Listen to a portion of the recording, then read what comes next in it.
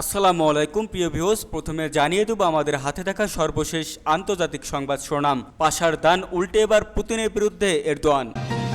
এদিকে রাশিয়ার ভেতরে হামলার অনুমতি দিতে পশ্চিমাদের প্রতি আবারও আহ্বান জেলেনস্কির। অন্যদিকে ভেনেজুয়েলায় দাঙ্গা সরাতে আনা হয়েছিল মার্কিন অস্ত্রের চালান। এবার স্বাধীন ফিলিস্তিন রাষ্ট্র গঠনে ইসরায়েলকে আমিরাত সৌদির করাবাতা। আরও জানিয়ে দেব গাজার চলমান ঘটনাবলী সমসাময়িক বিশ্বের সবচেয়ে বড় ভুল। সর্বশেষ জানিয়ে দিব ইরানের মাটিতে ইসরায়েলের যত গোপন অভিযান।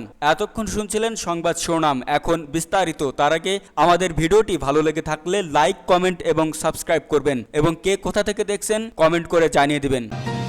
পাশার দান উল্টে এবার পুতিনের বিরুদ্ধে এরদোয়ান। ইউক্রেন যুদ্ধের শুরু থেকে ন্যাটো সদস্য হয়েও রাশিয়ার পক্ষে শক্ত অবস্থান নিয়েছিল তুরস্ক।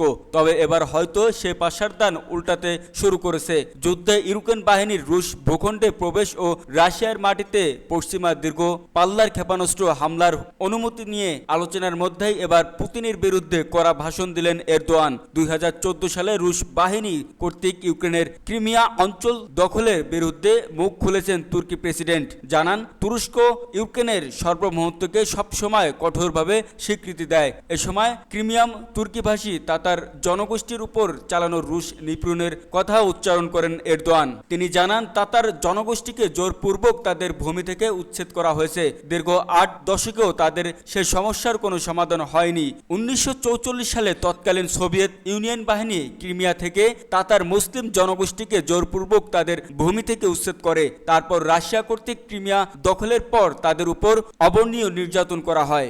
এরদোয়ান বলেন, ক্রিমিয়ান তাতার তুর্কি দেশপ্রেমীদের বেদনা 80 বছরেও কমেনি। এখনও তাদের মন থেকে নিজ ভূমি থেকে জোরপূর্বক উচ্ছেদের ক্ষত বন্ধ করা যায়নি। রাশিয়া কর্তৃক ক্রিমিয়া অংশগ্রহণকে তুরস্ক শুরু থেকে স্বীকৃতি দেয়নি। এ ঘটনা দুর্ভোগকে আরও বাড়িয়ে তুলেছে। ইউক্রেনের ভৌগোলিক অখণ্ডতা, স্বাধীনতা ও মুক্তির ব্যাপারে তুরস্কের আহ্বান অপরিবর্তিত রয়েছে। আন্তর্জাতিক আইন অনুসারে ক্রিমিয়াকে ইউক্রেনের কাছে ফিরিয়ে দেওয়ার আবশ্যক। একই সঙ্গে ক্রিমিয়ান তাতার তুর্কি জনগোষ্ঠীর নিরাপত্তা ও ভালো থাকা নিশ্চিত করা তুরস্কের পররাষ্ট্রনীতির অন্যতম প্রাধান্য। তিনি বলেন, আমি বিশ্বাস করি ক্রিমিয়ান তাতার তুর্কিদের অধিকার সুসংহত করার জন্য ভবিষ্যতে আরও পদক্ষেপ নেওয়া থাকবে। ক্রিমিয়ান তাতার জনগোষ্ঠীর নিজ ভূমিতে নিরাপদ ও শান্তিপূর্ণ জীবনযাপন করার পূর্ণ অধিকার রয়েছে। এটা আমাদের আন্তরিক আশা যে ইউক্রেনের আঞ্চলিক অখণ্ডতা, সার্বভৌমত্ব এবং স্বাধীনতার ভিত্তিতে একটি ন্যায্য ও স্থায়ী শান্তির মাধ্যমে যুদ্ধের অবসান ঘটবে। রাশিয়ার ভেতরে হামলার অনুমতি দিয়ে পশ্চিমাদের প্রতি আবারও আহ্বান জেলেনস্কির। রাশিয়ার অনেকটা ভেতরে সামরিক লক্ষ্যবস্তুতে, বিশেষ করে বিমান ঘাঁটিতে হামলা চালানোর অনুমতি কিয়েভকে দেওয়ার জন্য পশ্চিম মিত্রদের কাছে আবারও আহ্বান জানিয়েছে ইউক্রেনের প্রেসিডেন্ট ভলোদিমির জেলেনস্কি। ইউক্রেনের খার্কিভে রাশিয়ার প্রাণঘাতী হামলার পর গতকাল রোববার জেলেনস্কি এই আহ্বান জানান। গতকাল রাতের নিজের নিয়মিত সংবাদ ব্রিফিংয়ে জেলেনস্কি বলেন, শুধু একটি পদ্ধতিগত সমাধানের মাধ্যমেই এই সন্ত্রাসবাদ প্রতিরোধ করা সম্ভব, আর তা হলো রাশিয়ার সামরিক ঘাঁটিগুলো দূরপাল্লার ক্ষেপণাস্ত্র দিয়ে হামলা। তারা যুক্তরাষ্ট্র, ফ্রান্স, জার্মানি, ইতালির কাছ থেকে যথাযথ সিদ্ধান্তের অপেক্ষায় আছেন। এর আগে গতকাল রাশিয়ার একটি গাইডেড বোমা খার্কিভের একটি আবাসিক ভবনে আঘাত আনেন। উদ্ধারকর্মীরা পরে ভবনের ধ্বংসস্তূপের নিচ থেকে এক বৃদ্ধ লাশ উদ্ধার করেন। এই হামলায় 42 জন আহত হয়েছেন বলে জানিয়েছে খার্কিভের মেয়র ইগোর তেরেক। সম্প্রতি খার্কিভে নতুন করে দফায় দফায় হামলা চালাচ্ছে রাশিয়া। জেলেনস্কি তার ব্রিফিংয়ে জানান, রাশিয়া গতকাল সুমি ও দোনেস্ক অঞ্চলে হামলা চালিয়েছে। তিনি দাবি করেন, রুশ বাহিনী প্রতিদিন অন্তত 100টি বিমান হামলা চালাচ্ছে। এসব হামলা প্রতিরোধে ইউক্রেন তার পশ্চিমা মিত্রদের কাছে রাশিয়ার আরও ভেতরের দেশটির সামরিক স্থাপনায় হামলা চালানোর অনুমতি চাইছে।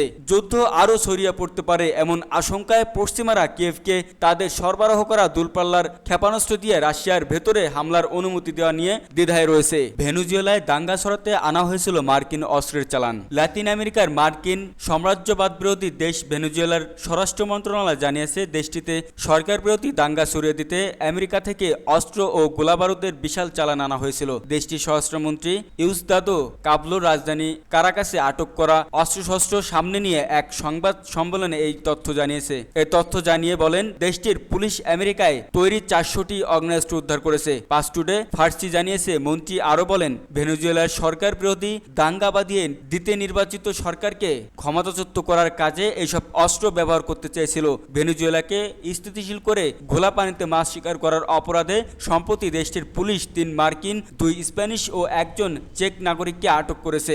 এদিকে মার্কিন পররাষ্ট্র মন্ত্রণালয়ের বরাত দিয়ে বার্তা সংস্থা রয়টার্স জানিয়েছে, ভেনেজুয়েলায় প্রেসিডেন্ট নিকোলাস মাদুরো সরকারকে উৎখাত করার অপরাধে মার্কিন সেনাবাহিনীর সঙ্গে সংশ্লিষ্ট এক ব্যক্তিকে কারাকাস থেকে আটক করা হয়েছে। তবে হোয়াইট হাউস কারাকাস সরকার উত্থানের যে কোনো প্রচেষ্টায় নিজের জড়িত থাকার অভিযোগকে মিথ্যা বলে প্রত্যাখ্যান করেছেন। উল্লেখ্য, সম্প্রতি ভেনেজুয়েলায় অনুষ্ঠিত প্রেসিডেন্ট নির্বাচনে নিকোলাস মাদুরোর পুনর্নির্বাচিত হওয়ার ঘটনা মেনে দেয়নি দেশটির সরকার বিরোধীরা। তারা সরকার বিরোধী দাঙ্গা বাঁধানোর চেষ্টা করছে এবং বিরোধীদের প্রতি সমর্থন জানিয়ে পশ্চিমা দেশগুলো ভেনেজুয়েলার সঙ্গে কূটনৈতিক টানাপোড়েন সৃষ্টি করেন। গত 29 জুলাই ভেনেজুয়েলায় প্রেসিডেন্ট নির্বাচন অনুষ্ঠিত হয়। এতে 51.2% ভোট পেয়ে প্রেসিডেন্ট মাদুরো পুনর্নির্বাচিত হয়। তবে মারিয়া কুরিনা মাচাদুর নেতৃত্বাধীন বিরোধী দল নির্বাচনের এই ফলাফল প্রত্যাখ্যান করেন। তাদের দাবি, বিরোধীদলীয় প্রেসিডেন্ট প্রার্থী এডমন্ডো গঞ্জালোস উরুতায়া এই নির্বাচনে 73.2% ভোট পেয়েছেন। স্বাধীন ফিলিস্তিন রাষ্ট্র গঠনে ইসরায়েলকে আমিরাত সৌদির কড়া বাতা। স্বাধীন ফিলিস্তিন রাষ্ট্র গঠন নিয়ে ইসরায়েলের প্রতি কড়া বাতা দিলেন মধ্যপ্রাচ্যের দেশ সংযুক্ত আরব আমিরাত ও সৌদি আরব। আমিরাতের পররাষ্ট্রমন্ত্রী আবদুল্লাহ বিন জায়েদ আল নাহিয়ান ও সৌদি আরবের সাবেক গোয়েন্দা প্রধান প্রিন্স তুর্কি আল ফয়সাল পৃথক বাতা দেন। সংবাদ মাধ্যম আরব নিউজের এক প্রতিবেদনে এই তথ্য জানানো হয়েছে। আমিরাত জানিয়েছে, স্বাধীন ফিলিস্তিন রাষ্ট্র প্রতিষ্ঠার আগ পর্যন্ত গাজা ইসরায়েলের যুদ্ধ পরবর্তী কোনো পরিকল্পনায় সমর্থন দেবে না। অন্যদিকে সৌদি আরব জানিয়েছে, ফিলিস্তিন রাষ্ট্র প্রতিষ্ঠা ছাড়া ইসরায়েলের সঙ্গে সম্পর্ক স্বাভাবিক করবে না তারা। শনিবার সামাজিক যোগাযোগ মাধ্যম এক্সরে দেয়া এক পোস্টে আমিরাতের পররাষ্ট্রমন্ত্রী আবদুল্লাহ বিন জায়েদ আল নাহিয়ান বলেন, আমিরাত ফিলিস্তিন রাষ্ট্রের প্রতিষ্ঠা ছাড়া গাজায় যুদ্ধ পরবর্তী পরিকল্পনার সমর্থন দিতে প্রস্তুত নয়। এমন একটি ফিলিস্তিনি সরকার গঠিত হবে যেখানে সরকার ফিলিস্তিন জনগণের আশা আকাঙ্ক্ষা পূরণ করবে এবং সততা, যোগ্যতা, স্বাধীনতা ও সম্মানের সঙ্গে এটি পরিচালিত হবে। এ ধরনের সরকারকে আমিরাত সব ধরনের সহায়তা দিতে প্রস্তুত থাকবে। এদিকে সৌদি আরবের সাবেক গোয়েন্দা প্রধান প্রিন্স তুর্কি আল ফয়সাল বলেন, যতক্ষণ পর্যন্ত স্বাধীন ফিলিস্তিন রাষ্ট্র প্রতিষ্ঠা হবে না ততক্ষণ ইসরায়েলের সঙ্গে সম্পর্ক স্বাভাবিক করবে না সৌদি আরব। এর আগে গত মে মাসে নিউ ইয়র্ক টাইমসে প্রকাশিত এক নিবন্ধনে বলা হয়, ইসরায়েলকে সম্পর্ক স্থাপনের জন্য সৌদির শর্ত মানতে হবে, তবেই এই সম্পর্ক স্থাপিত হবে। এই শর্তগুলো হলো গাজা থেকে সরে যাওয়া, বসতি স্থাপন বন্ধ করা এবং 3 থেকে 5 বছরের মধ্যে স্বাধীন ফিলিস্তিন রাষ্ট্র গঠন করা। নিবন্ধনে লেখক উল্লেখ করেন, ইসরায়েলের বর্তমান প্রধানমন্ত্রী বেনিয়ামিন নেতানিয়াহুর অধীনে এই চুক্তি বাস্তবায়নের সম্ভাবনা খুবই কম। তবে সৌদির শর্ত মেনে নেওয়ার মতো ইসরায়েল কোনো সরকার এলে তখন চুক্তি হতে পারে। চুক্তির অংশ হিসেবে সৌদি আরবকে নিরাপত্তার জন্য যুক্তরাষ্ট্র প্রতিশ্রুতিবদ্ধ হবে।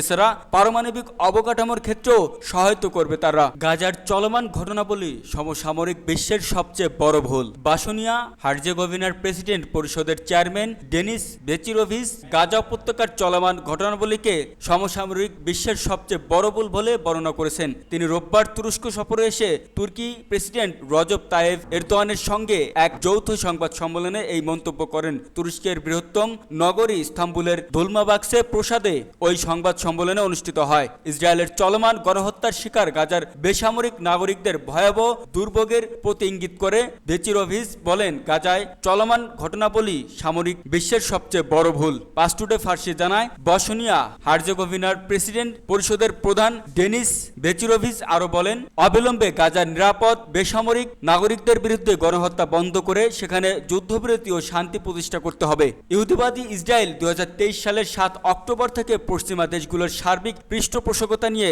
গাজা উপত্যকা ও পশ্চিম তীরের নিরাপদ ও নির্যাতিত ফিলিস্তিনি জনগণের বিরুদ্ধে ভয়াবহ গণহত্যা শুরু করে। গাজার স্বাস্থ্য বিভাগের পক্ষ থেকে প্রকাশিত সর্বশেষ পরিসংখ্যান থেকে জানা যায়, ইসরায়েলি গণহত্যার শিকার হয়ে এ পর্যন্ত প্রায় 41,000 ফিলিস্তিন শহীদ ও 95,000 মানুষ আহত হয়েছেন। হতাহতের উল্লেখযোগ্য অংশই হচ্ছে নারী ও শিশু। ইরানের মাটিতে ইসরায়েলের যত গোপন অভিযান। ফিলিস্তিনি সশস্ত্র গোষ্ঠী হামাসের প্রধান ইসমাইল হানিয়া হত্যাকাণ্ডের পরপরই অভিযোগের তীর উঠেছিল ইসরায়েলের বিরুদ্ধে। ইরান সেই ঘটনার প্রেক্ষিতে ইসরায়েলকে কঠিন শাস্তি দেওয়ার হুমকিও দেয়। ইসরায়েলের পক্ষ থেকে সরাসরি কোনো বক্তব্য না এলেও ইসরায়েলি প্রধানমন্ত্রী বেঞ্জামিন নেতানিয়াহু বলেছিলেন, তার দেশ সম্প্রতি সবাই শত্রুদের চূর্ণ বিচ্ছিন্ন করে দেওয়ার মতো আঘাত এনেছে। সে সময় বিবিসির আন্তর্জাতিক বিষয়ক সম্পাদক জেরেমি বোয়েন বলেছিলেন, হানিয়াকে ইসরায়েলি হত্যা করেছে বলে ধরে নেওয়া যায়। অবশ্য এটাই প্রথমবার নয়, এর আগে বহুবার প্রমাণিত হয়েছে যে ইরানের অভ্যন্তরে ইসরায়েলি গোয়েন্দা সংস্থা মোসাদ কোন পর্যায়ে নেটওয়ার্ক গড়ে তুলেছে।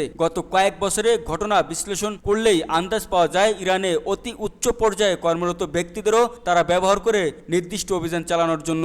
ইসরায়েলের যেসব অভিযানের মধ্যে যেমন রয়েছে খুন, তেমনি রয়েছে সাইবার আক্রমণ এবং ড্রোন দিয়ে হামলা।